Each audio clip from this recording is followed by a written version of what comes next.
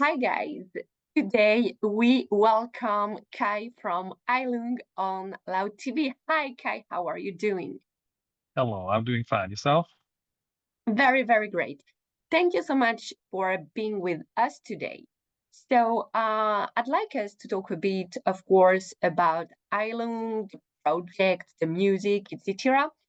So of course, Heilung is quite famous for metalhead, but this is well known for being amplified history.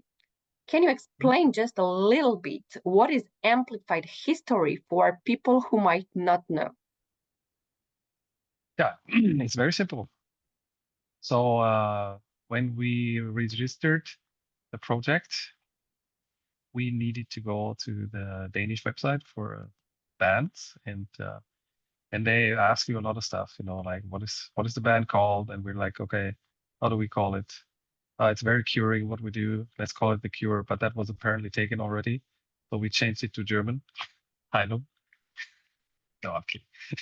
That's a pretty good explanation. And but what is true is actually towards the end, when you go through all the questions and like what your band is and blah blah blah, they ask you what kind of music style you do. And there's a lot of boxes to tick, like classic music, jazz.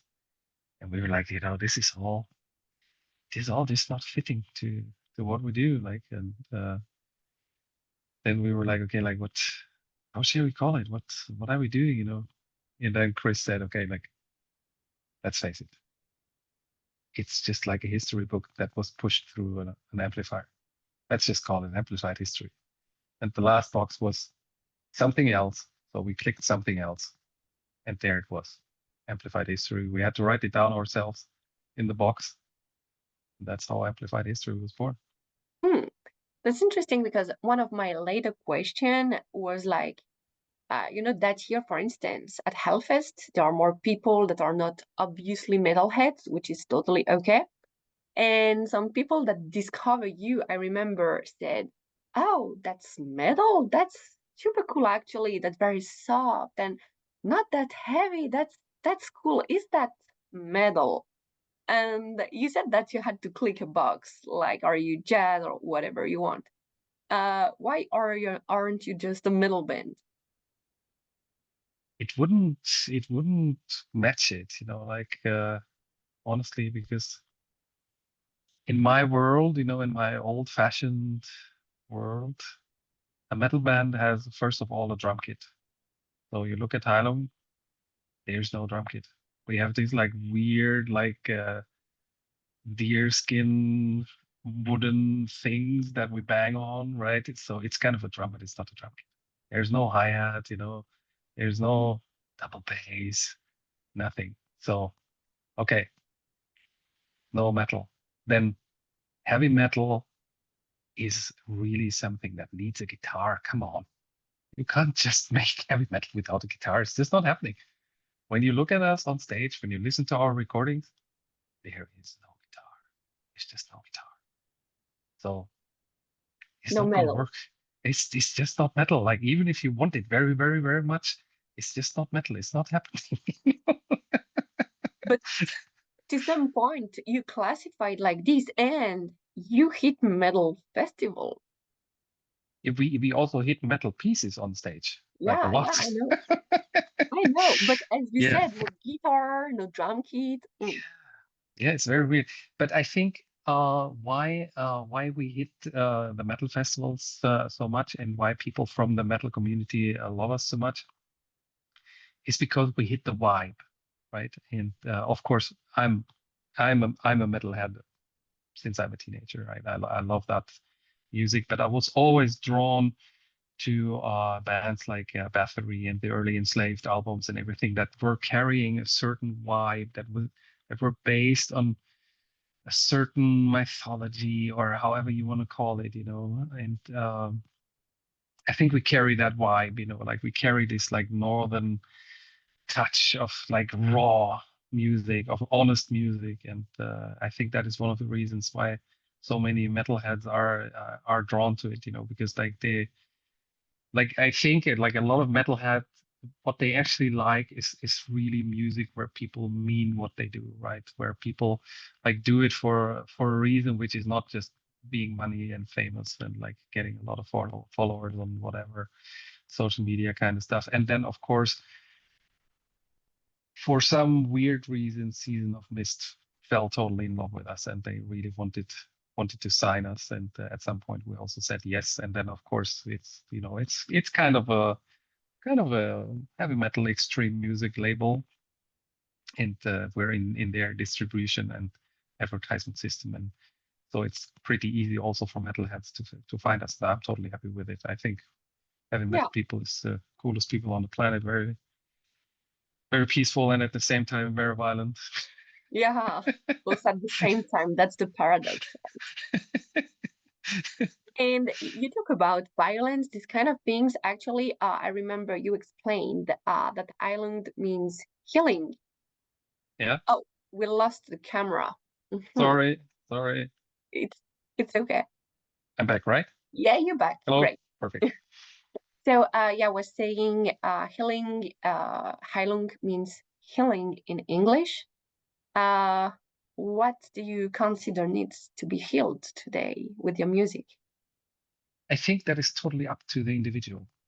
What because like what we try to do is like really activate that self-healing process that everyone carries inside of yourself. So like if you talk about like actual medicine, a lot of the medicines, they don't cure you. They just trigger your self-healing process or support your self-healing process.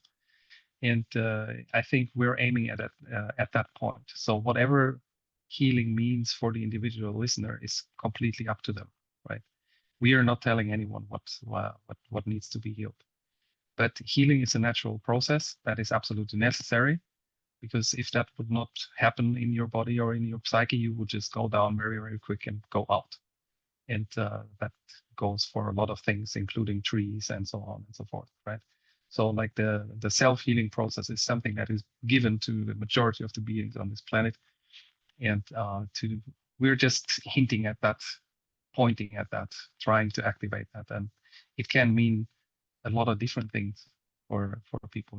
It might be like very blunt, or someone that lays there and like just thinks, okay, like I have a broken leg. Listening to Adam, it's like, oh, okay, cool. Maybe I should see a doctor, right? For someone else, it could mean like, okay, like I'm in this shitty relationship for a long time, and then they listen to our music for 45 minutes and like actually fall into peace, get to think about it, and then they find the strength to finish that relationship, leave that shitty job that they're working in, or leave a country that they're not happy in, or whatever healing means for you. Take your time, listen to our 72 52 minutes album, have that in the back of your head and see what is happening, right? But one thing is for sure, we will not cure you from anything. That is just not happening. That would be And too simple. it's working, actually. You should do that because it's working. Go deeper into the music. We can say that you are a band, the niche, like very, very focused and very precise on a kind of music. How is it when you are very the niche like this to diversify when you create different albums, like not always doing the same thing, finding the same inspiration, etc., etc., not doing the same album every time? Mm-hmm. So I think our inspiration is very, very diverse, right? So like you listen to our first album, Ofnia, it's very much inspired by northern and Germanic uh, kind of things and runes and all this kind of stuff. And then on our last album, yeah, there's also a song which is originating from the Middle East and from a completely different time. And well, in Danish, playing, there's two playings. So there's one word for play, at spille, and that means playing football. So like following a lot of rules and doing some kind of a complicated game. But then there's also another word for play, and that describes the way children play. That is at lie. So there's not really rules. and or you make up rules on the go and you change them while you play, and everything is very playful and very easy. And we always say in Danish that we're playing music like children do it, right? So we sit together, and then very often it's like that I present some kind of lyrics, and they inspire my companions, or they don't, and I change the lyrics or like bring new lyrics.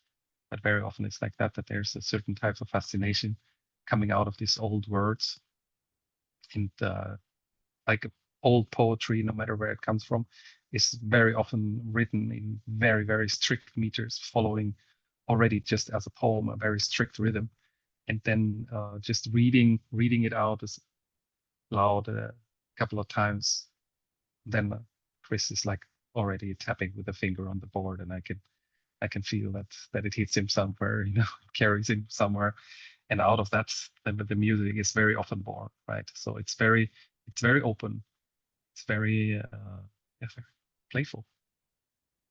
So the creative process is also a journey. Yes, it's a total journey. Because we can see on the website that your music is dedicated to people who listen to that and is supposed to be appreciated like a journey. Of course, you don't sing in English, and as you mentioned before, it's not like metal music, like the construction of the melodies, instrument, etc. So sometimes to understand what you are saying, we got to look on the internet or to find the lyrics or whatever, because it's super mysterious, of course. Can we just take an example of a song just for you maybe to explain or give some insight of what's the journey about? For instance, let's take my favorite Heilung song. If we talk about, and sorry for the pronunciation if it's not that good, but if we take Norupo, what is it about? Norupo is is quite simple, actually, because it is about the rune alphabet that was used in the Viking Age. Not And that simple, so okay, yeah, okay, good. Okay, simple for me, because yeah, I'm in okay. the material for so long, and it's a song that has only two languages, I think, and yes, and yeah, it is about the rune alphabet that was used in the Viking Age, if I remember right, from the 8th century on, and it has 16 times 4 packages of lyrics, and it's in ancient Norwegian. Yes, it's in ancient Norwegian, and but it's not just a letter. So for the Vikings and the people before them, living in the north and in Germany, also other European countries, a letter also was an ideogram, and it had a whole bubble of meaning behind it. An A was not just an A. An A was standing for, like, let's just say wind, or and like people at that time most probably knew the poem and could recite it or sing it as a children's song, or going to sleep, or whatever. Right? And yeah, the the title of the song actually means Norupo, so Norwegian rune poem. That's simple and easy and Yeah, cheerful and beautiful, and yeah, this is we had a good time doing it. Had a laugh about the title, and also the pronunciation was. Maria was like, "Oh my God, like how the fuck am I? How am I supposed to like speak these words?" And I'm like, "You're from Norway, like use your local dialect, like use the tongue that you're born with, and see what comes out." And that's what she did. And what came out was very beautiful, and apparently yeah, also quite successful. yeah, I think so. So when we got the explanation, that's easy, but without the explanation, it's a bit more tricky to get, honestly. But the song is very, very amazing. Also, talking about your music, you most of you are three people in the band. Then, when we can see you on stage, it's a bit different. Lots of people and lots of different kind of instrument. How do you go from the album and then when you tour? Do you, yeah, you compose the three of you, I assume, and then you got Yes. much more people. How do you manage passing from the album to the stage? Well, if we go back to the beginning, it was like that. We started out with, okay, this is Kai's project, and then during the process, it became our project, like Chris, Maria, and me. And when we put it out in the internet, people started asking for when we're playing live. And in the beginning, that was not the plan at all. That was like just a, like a very playful, cheerful thing. And then we realized, okay, they're not gonna stop nagging. We will have to play live. And then when Chris and Maria, who were doing music for a long, long time, unlike me, when they started to like hit the push and like connecting to people who would potentially host us on their stage, we actually got nice offers, right? Like, and we decided, okay, we're gonna play live, we're gonna do it. But from that point of we're gonna play live to we actually go on stage, we took a full year because we knew it's nothing that you just do. And in that year, we were building drums, making regalia, and also finding people who were actually able and willing to go that crazy path, right? And in that year, that was also when the choir formed out of more or less nothing. So like there was like a certain idea behind, and then there was also people who actually took up that idea and started rehearsing more or less by themselves and formed a group out of 9 people that later on became the Warrior Choir. And yeah, then we went on stage for the first time, and it was already quite a group, right? 9 people as the choir, then Chris, Maria, and me, a couple of drummers, and now we're more drummers. Maria has a So you small see, group of, heavy metal, you got drummers. That's great. yeah, we have drummers, but we don't have a drum kit. There's Yeah, no I know. hi-hat. No, no, I'm joking, of course. No, no, but that's really interesting how you go from the three of you doing music and then being a bigger band, like not just the three of you plus other people, just like being a one doing music together, even if the three of Hmm. you are the composer and this kind of thing. Yeah. Okay. So you mean how we transport the spirit from the Yeah, three of us yeah. into? Well, that is quite quite simple actually, because Maria has the group of female singers, and they're one one part of the composition, and they also rehearse by themselves, and they have a very often, if the space allows it, they have a dressing room for themselves. The Warrior Choir is under my uh, wings, so to say, and Chris is very often taking care for the drummers, and so like that is how it works basically. So we transport the idea out of the studio where it's only the three of us into the live crew, and by now this is a self-running organism, so there is not much maintenance needed anymore. So people are understanding what it's about, and they have a feeling for how it is supposed to be played, and they rehearsal without being pushed with joy. And it's quite a nice group, actually, I have to say. Yeah, It's it works good people. perfectly. Last year at Yeah, Hellfest, at least it was working perfectly. yeah, Something that has been a bit surprising to me, it's like, okay, your music is very coherent, you're doing perfectly. And also, you did video game original soundtrack, right? yes. How does that happen? Who's the geek of the band? None of us, to be honest. So, what happened? It's cool, but how does that happen? Because it can be a bit surprising, you know. Yeah, I mean, it's like that. Via Season of Mist, there's a lot of requests coming on our board, Mm. right? And there has been requests before for all types of stuff, and we have been doing like weird stuff, like advertisement for sneakers and all that kind of stuff. Really? Yes. Oh, Oh, it happened.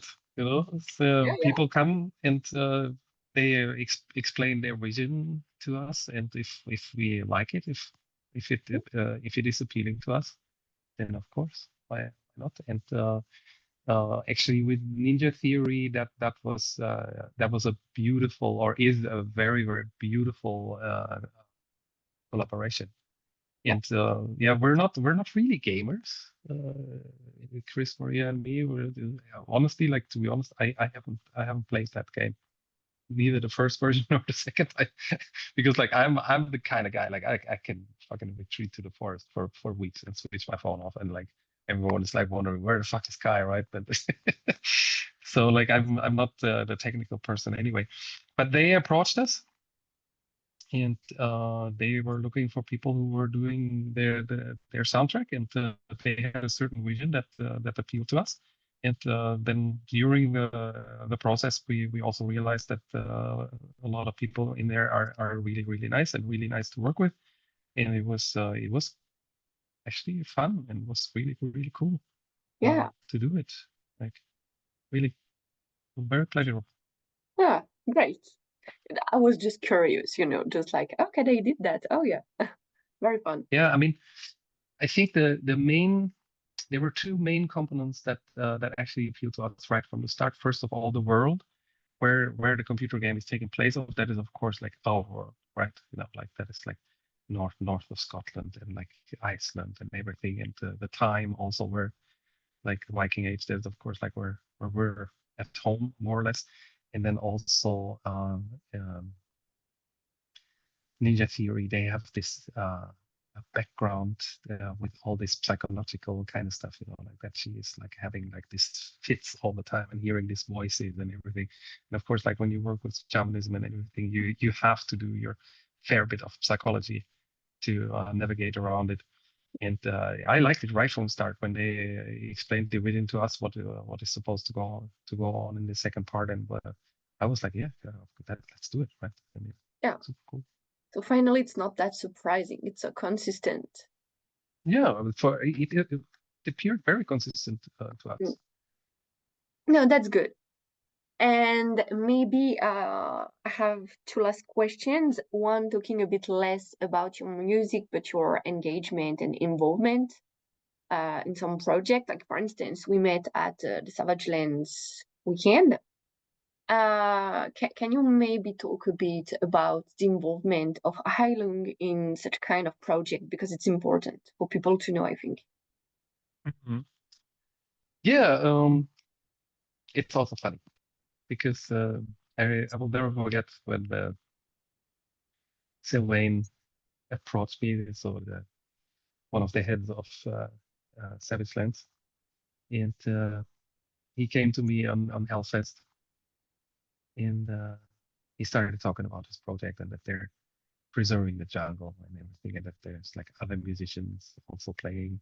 And I was like, okay, that sounds interesting. And like, I was listening to him for a while, and then at some point he said howler monkey, and the howler monkey is one of my favorite animals, right? And like I teach a lot of people throat singing and extreme voices, and I always use the howler monkey as an example, right? So like I have them sitting down in like monkey position and like be like, come on, like make your now it's like howler monkey mating season, and you have to fight for for the girls and everything, and the girls, you know, you have to fight that you're actually to reproduce and everything, and like the whole room turns totally crazy every time when I do it, right?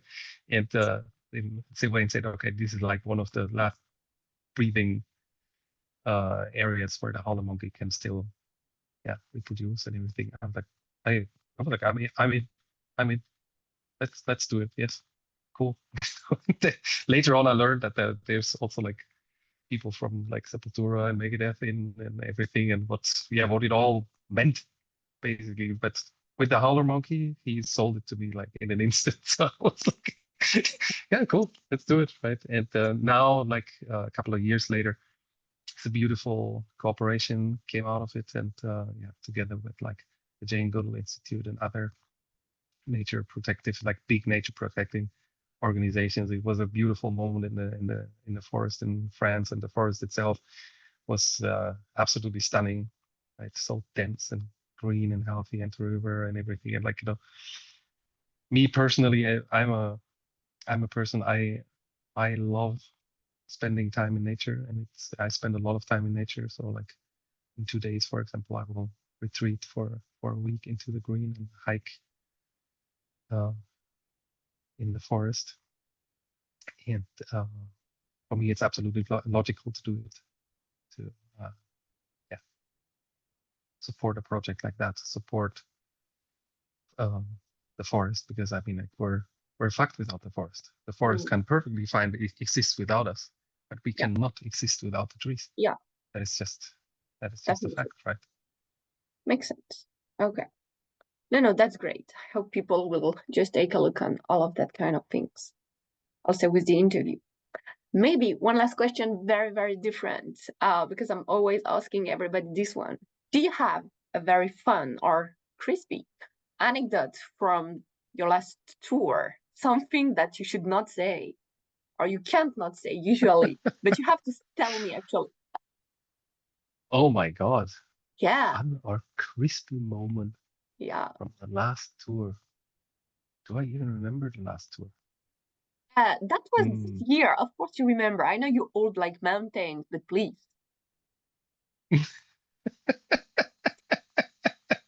Yeah, yeah. Yeah, I think when we came into the Hellfest main stage, backstage, we it was quite weird for the people working there, but also for maybe for the other bands, because we were rambling in there with like 32 people and have like this Mongolian guys with us, the Who, and like half of us gets out of the tour bus and has no shoes on and no shirt on, and it's just like totally hippie and not really posh. And the next thing that is happening is that, you know, we hang up hammocks and everything and be like completely like a Viking hippie gang. And yeah, it was Yeah. Who's those even in hippie there. going on stage like? Yeah, these guys like fucking Yeah. are they What are they doing in here? Are they playing Yeah, tonight? who let them in? Who let them in? And, yeah, Okay, I'm taking it. I'm buying. Okay, Kai, thank you so, so, so much for your time. I thank you. It was beautiful to talk to you. Yeah, thank you so much and see you soon. See you soon. All the best. Bye bye. Yeah.